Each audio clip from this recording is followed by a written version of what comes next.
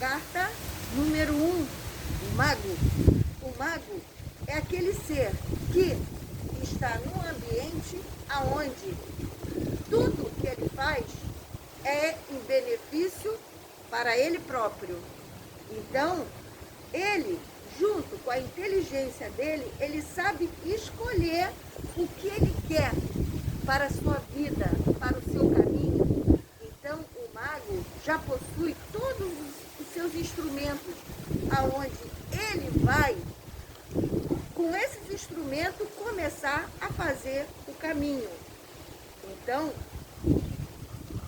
o número 1 começa com a sua individualidade própria, com a sua luz e com os objetos que ele conseguiu captar. Namastê!